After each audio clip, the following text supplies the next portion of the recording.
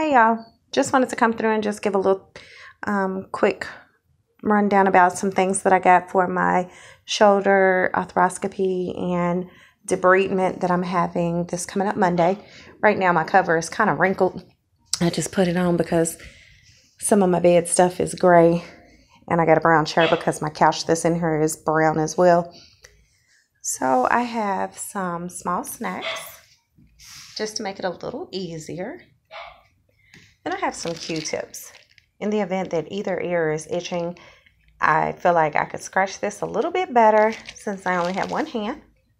My inhaler, just because I live in the Ohio Valley and, you know, it's hard when you have seasonal allergies. Floss, because with regular floss, you need both hands. With these, you only need one. Some lotion, of course, because I'm going to be dry. Have this little basket, a wash rag and some soap. Some gas relief, mouthwash. These are back scratchers. You can extend them out. They go out a little bit further, but just for sake of right now, I won't do it. But then they just go right back down. Okay, some spray. Just in the event that, you know, a little flatulence comes along and someone walks in, I could just hit the spray real quick. Then I have some body wash. And I got spray soap.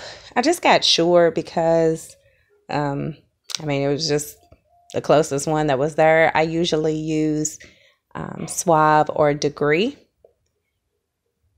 But I got a spray. Then I found this fancy little mini cooler refrigerator. It's a heater and a warmer.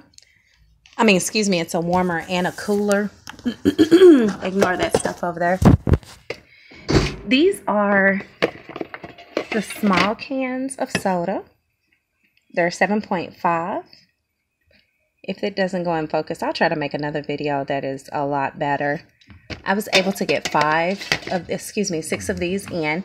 And on the side, I can put a candy bar if I so choose to. I absolutely love it. It was on Amazon for $44. If you would like to know the link, I'll drop that down below.